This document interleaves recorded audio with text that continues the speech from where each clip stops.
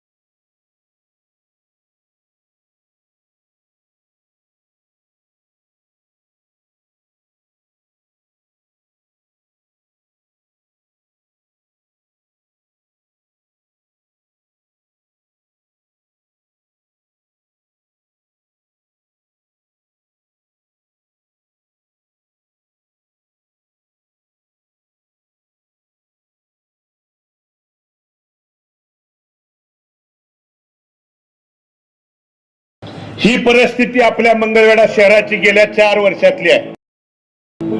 आणि मग केंद्रात तुमचं सरकार होतं, राज्यात तुमचं होतं, तर का मंगळवेढा शहरातली परिस्थिती तुमच्या हातात सत्ता असताना बदलू शकली नाही? कारण तुम्हाला ती करायची मानसिकताच बदलू नाही. या उलट आम्ही एखादा प्रश्न विचारला तर आम्हाला त्या ठिकाणी पुढून विचारलं जातं की नगरपालिकेच्या त्या ठिकाणी नगराध्यक्षा तुमच्याकडे आहेत, पण त्यांचा कालावधी बंधून 2016 ते 21 आहे.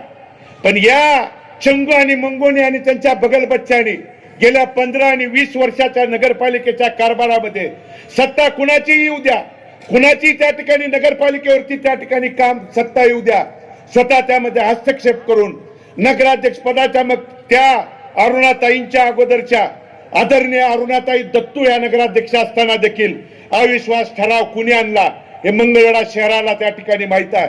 गेल्या 5 वर्षातला अरुणाताईंच्या वरती तुम्ही बोट करताय ना. अरुणाताईंना काम करत असताना कशा पद्धतीने अविश्वासाचा ठराव असेल, त्यांच्यावरती कामकाज करत असताना अडथळे आणले गेले, त्यांना कामकाजावरती नाही बंधूनो, त्या नगराध्यक्ष पदाच्या खुर्चीवरती. कारण 2016ला या मंगळवेढ्यातल्या तमाम मायबाप जनतेने आशीर्वाद देऊन शहराच्या जनतेतल्या नगराध्यक्षा म्हणून अरुणाताईंना निवडून दिलं होतं. परंतु त्या निवडून दिलेल्या नगराध्यक्षाला या चंगून आणि मंगून आणि बगल बच्चाने कशा पद्धतीने त्रास दिला या ताईंनी त्यांच्या बोलण्यातून भाषणातून बदलून सांगितलं. तुम्ही व्हिडिओ मधून त्या ठिकाणी बघा.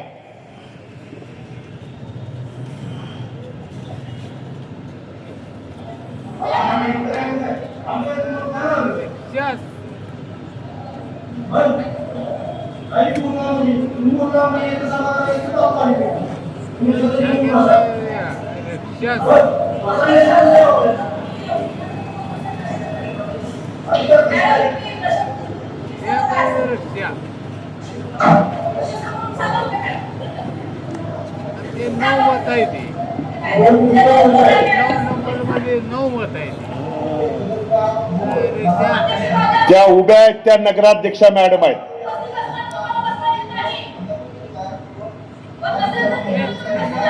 हा यांचा महिलांच्या बद्दलचा सन्मान.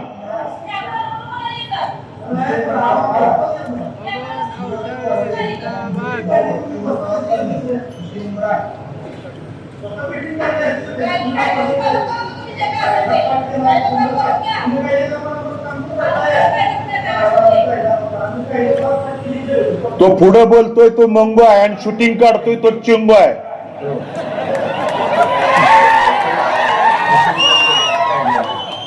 आणि खुर्चीवर टिंगू बसलाय तिसरा. हे तिन्ही उमेदवार पुढच्या पार्टीत आहेत.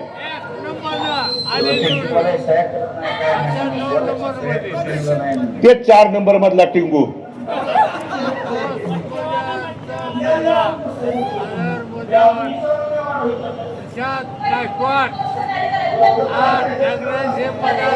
मग मला सांगा, हा व्हिडिओ आज नगराध्यक्षा मॅडमच्या वरती प्रश्न उपस्थित करणाऱ्यांना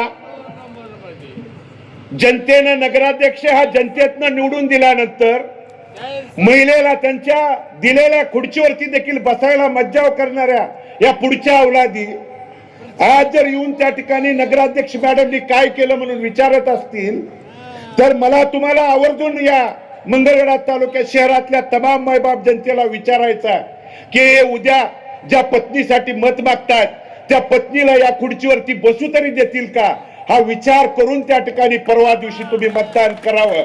आणि म्हणून महिलांच्या बद्दल त्या ठिकाणी सन्मानाची भूमिका तुम्ही एकीकडे तोंडी दाखवताय, पण तुमच्या कर्तृत्वातून वागण्यातनं तुमची त्या ठिकाणी बोली भाषा या मंगळवेढा शहरातल्या तमाम मायबाप जनतेने बंधूंनो त्या ठिकाणी बघितलेल्या आहे. आणि म्हणून ही चुकीची माणसं आजची जी उद्याची निवडणूक आहे ती परवा दिवशीचं मतदान हे चुकीची प्रवृत्ती जोपर्यंत नष्ट करून खड्यासारखं बाजूला सारणार नाही तोपर्यंत भविष्यातल्या आपल्या मंगळवेढ्याच्या शहराची विकासाचा त्या ठिकाणी काम असेल, विकासाची भूमिका ही पूर्णपणाला त्या ठिकाणी जाणार नाही बंधूंनो. आणि हे चंगू मंगू टिंगू आणि जे बगल बच्चे आहेत ना ते कायमस्वरूपी हद्दपार करण्यासाठी रिक्षा चिन्हासमोरचं बटन दाबून आपण आपला आशीर्वाद द्यावा बंधूंनो. कारण प्रचारात वैयक्तिक टीका टिप्पणी त्या ठिकाणी केली जाते. 1-2 दिवस झालं त्या ठिकाणी आबींच्या बद्दल बोलताना सांगितलं की आबींना पंढरपूर वरून स्क्रिप्ट आली आहे म्हणून सांगितलं. मंचावर पंढरपूर मधला भगीरथ भालके आणि यापूर्वी माझी पत्नी प्रणिता भालकेनी त्या ठिकाणी मनोगत व्यक्त करून पंढरपूरला एका जागेचं त्या ठिकाणी इलेक्शन असल्यामुळे कॉर्नर सभेला ती तिथं निघून गेली आणि दोघच व्यक्ती इथं त्या ठिकाणी पंढरपूरच्या आहेत.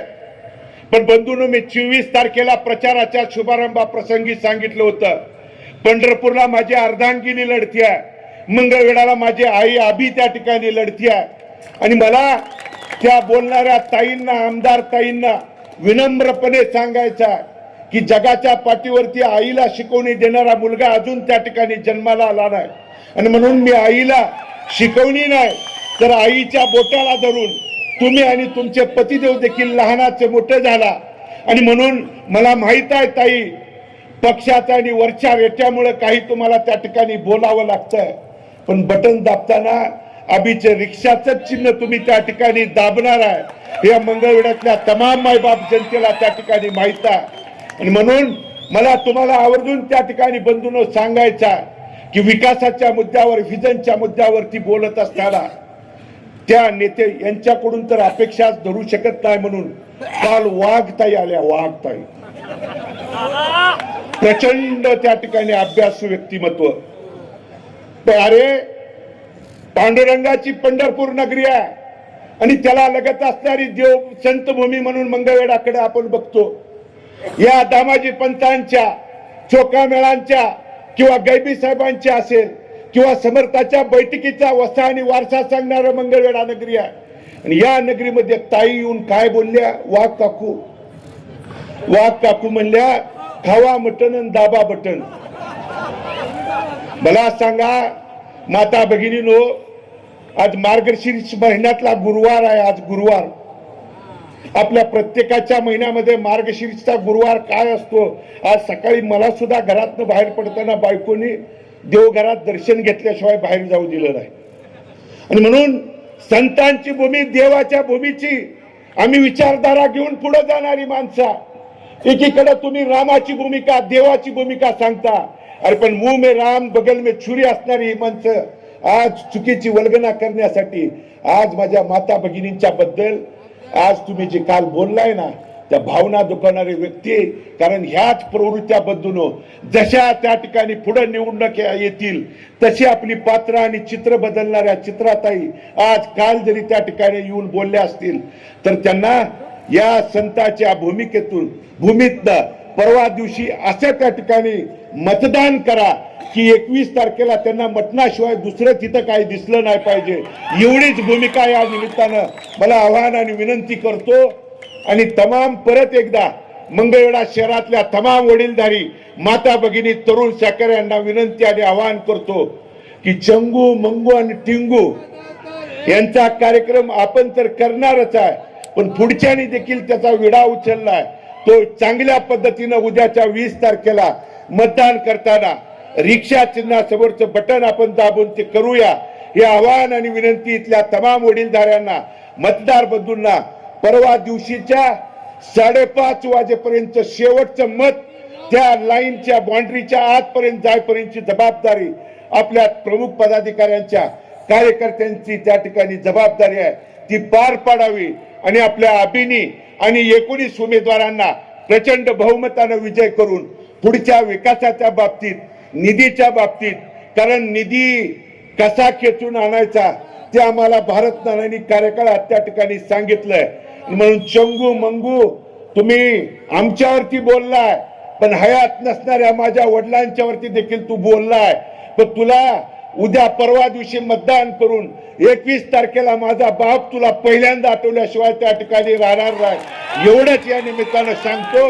आणि परत एकदा आपल्याला आवाहन आणि विनंती करून मी माझं मनोगत थांबवतो. धन्यवाद. जय हिंद, जय महाराष्ट्र.